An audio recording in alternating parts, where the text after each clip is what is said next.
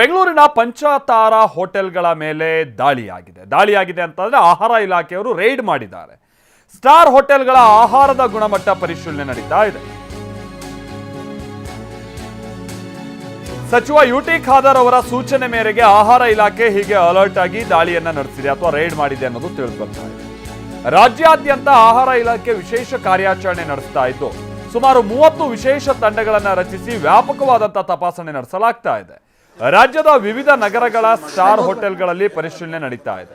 ನಿಯಮ ಉಲ್ಲಂಘನೆ ಕಂಡು ಬಂದ್ರೆ ಕಠಿಣ ಕ್ರಮದ ಎಚ್ಚರಿಕೆಯನ್ನ ಕೂಡ ನೀಡಲಾಗಿದೆ. ಒಂದು ಒಳ್ಳೆ ಕ್ರಮ ಇದು ಆರೋಗ್ಯ ಇಲಾಖೆಯಿಂದ ನಡೀತಾ ಇರೋದು.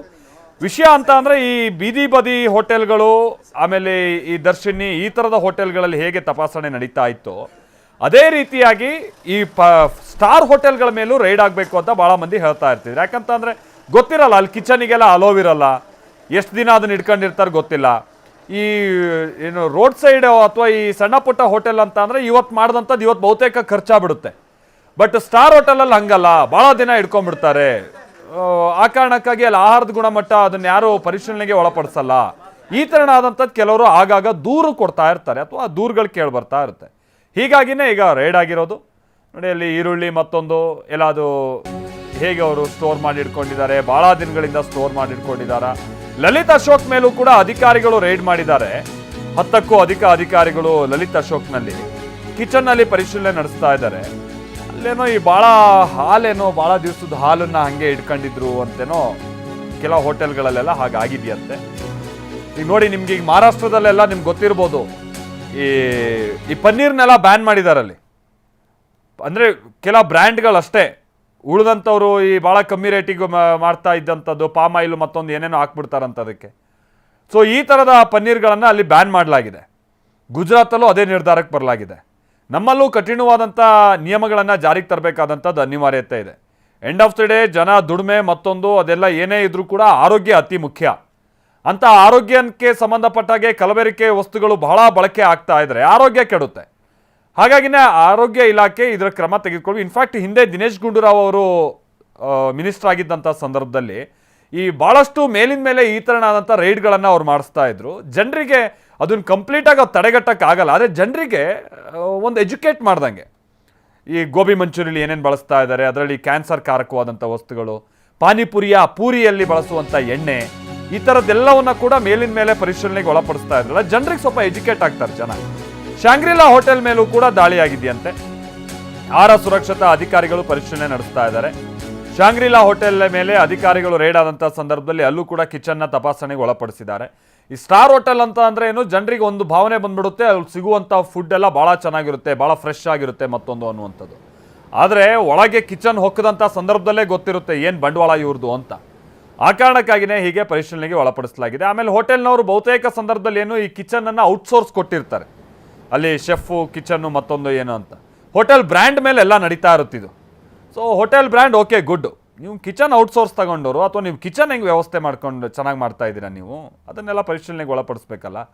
ಆಮೇಲೆ ಬೀದಿ ಬದಿ ಹೋಟೆಲ್ಸು ಅಥವಾ ರಸ್ತೆ ಬದಿಯ ಹೋಟೆಲ್ಸು ಅಥವಾ ರೆಸ್ಟೋರೆಂಟ್ಗಳು, ಇಲ್ಲೇನಾದರೂ ಫುಡ್ಡಲ್ಲಿ ಸ್ವಲ್ಪ ಸಮಸ್ಯೆ ಆದರೆ ಜನ ಅದನ್ನು ಕ್ವಶನ್ ಮಾಡಿ ಅದು ಬೇಗ ಬೆಳಕಿಗೆ ಬರುತ್ತೆ. ಸ್ಟಾರ್ ಹೋಟೆಲ್ಗಳಲ್ಲಿ ಅಷ್ಟು ಸುಲಭವಾಗಿ ಅದು ಪತ್ತೆ ಆಗಲ್ಲ.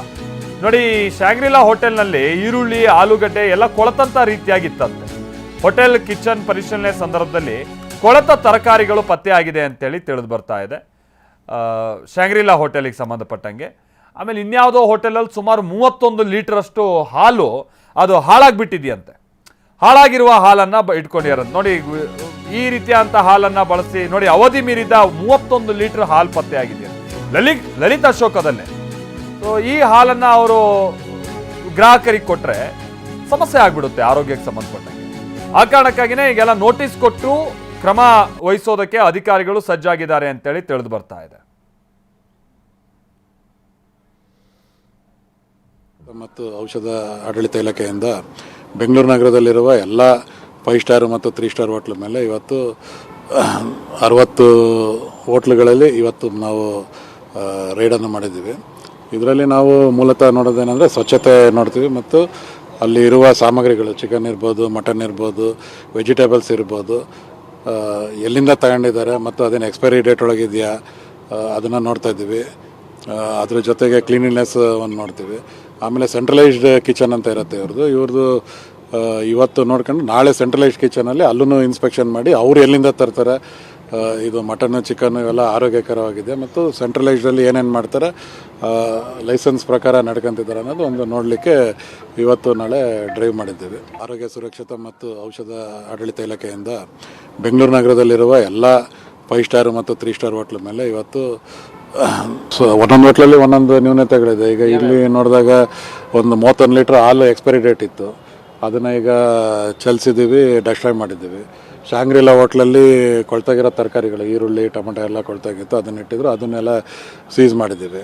ಈ ರೀತಿ ಸಂಜೆಗೆ ಗೊತ್ತಾಗತ್ತೆ ಏನು ಸೀಸ್ ಮಾಡಿದ್ದಾರೆ ಮತ್ತು ಏನು ಡೆಸ್ಟ್ರಾಯ್ ಮಾಡಿದ್ದಾರೆ. ಸೊ ಒಂದೊಂದು ಹೋಟ್ಲಲ್ಲಿ ಒಂದೊಂದು ನ್ಯೂನತೆಗಳಿದೆ. ಈಗ ಇಲ್ಲಿ ನೋಡಿದಾಗ